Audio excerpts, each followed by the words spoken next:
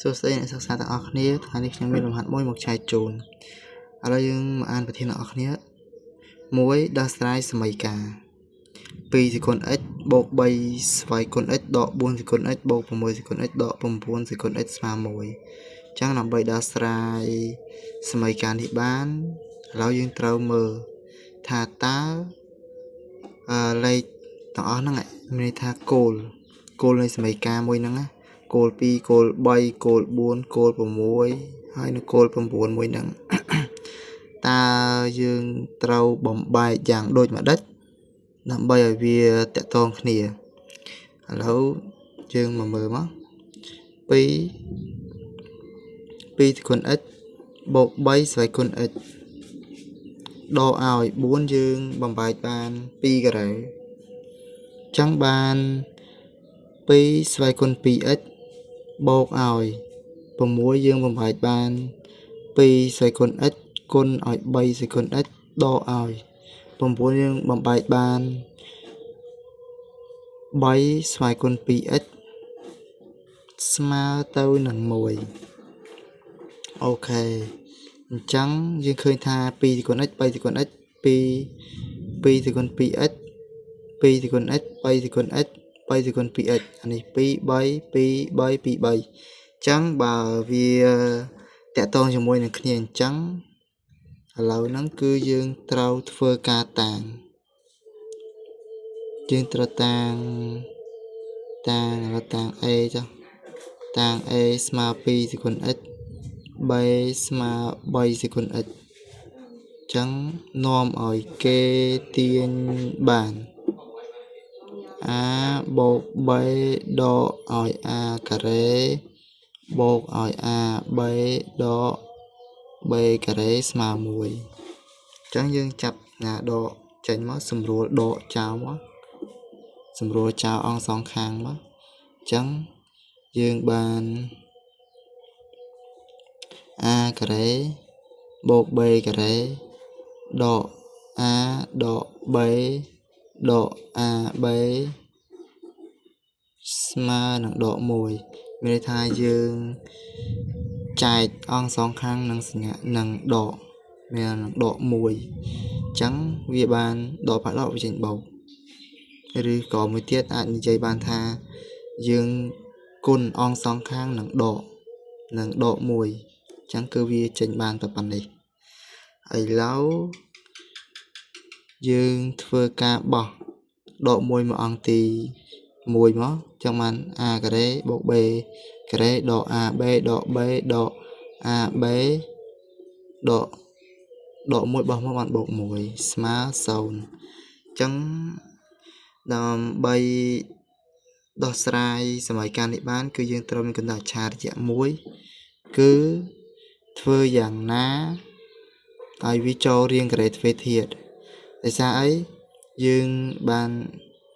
រៀនហើយតកតងជាមួយនឹងសមភាពបើសិនជាកន្សោននីមួយៗនឹងបូកចូលគ្នាស្មើ0អញ្ចឹងលុះត្រាតែមកកន្សោមនឹងស្មើ0ហ្នឹងតកតងជាមួយលំហាត់សិប្បកម្មគឺអញ្ចឹងតែបើនៅក្នុងលំហាត់យើងធម្មតានៅក្នុងសាលារដ្ឋអីអានេះគឺវាផ្សេងគ្នាឥឡូវយើងគុណអង្គសងខាងនឹង2មកអញ្ចឹងគុណ2វាចូលមកបាន 2a ការ៉េបូក 2b ការ៉េដក 2a ដក 2b ដក 2ab បូក2ស្មើ0 2គុណ0ស្មើ2អញ្ចឹងយើងបំលែងមួយមកបាន a ការ៉េ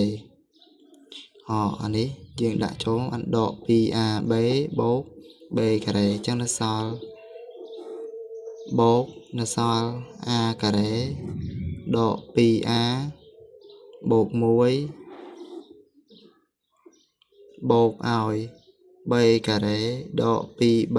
បូក1ស្មើ0អញ្ចឹងអានេះគឺសិតតែចូលរាងការ៉េទ្វេធាតុទាំងអស់អញ្ចឹងបាន a ដក b លើជាការ៉េបូកឲ្យ a ដក1លើជាការ៉េបូកឲ្យ b ដក1លើជាការ៉េស្មើ0អញ្ចឹងសមភាពកើតមានសមភាពកើត មានលុះត្រាតែចឹងមានន័យថាសមភាពនៃផលបូកមួយហ្នឹងកើតមានលុះត្រាតែមកកន្សោមួយហ្នឹងបូកចូលគ្នាស្មើ0ចឹងនាំឲ្យគេទាញបានឬ a ដក3ស្មើ0 a ដក1ស្មើ0ហើយ b ដក1ស្មើ0ចឹងធ្វើឲ្យគេទាញបាន a ស្មើ b a ស្មើ1 b ស្មើ1មកឥឡូវនាំឲ្យឥឡូវយើងជំនួសមកអ្វីដែលយើងតាំងa នេះ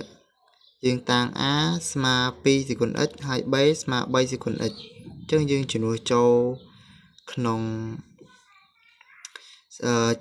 សមីការនេះមកសមីការដែលយើងរកបានហ្នឹងមកចឹងវាបាន2សេគុណ x ស្មើ3សេគុណ x ហើយ2សេគុណ x ស្មើ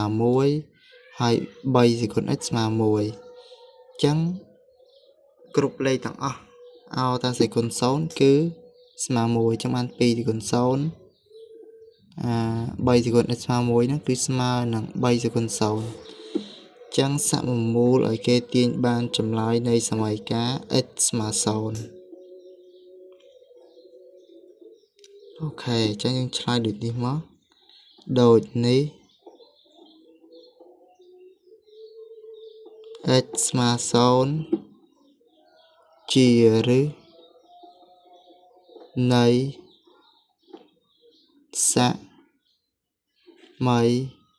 សមីការចឹងចម្លើយរបស់យើងគឺស្មើ0អញ្ចឹងបើសិនជាមានកន្លែងណាអត់យល់អាចឆាតសួរបានហើយបើសិនជាមានពាក្យពេចន៍ខុសឆ្គងតែទួចសូមអធិស្ឋានអភ័យទោសចឹងគឺការដោះស្រាយសមីការមួយនេះគឺមានប៉ុណ្ណឹងសូមអរគុណជម្រាបលាអ្នកទាំងអស់គ្នា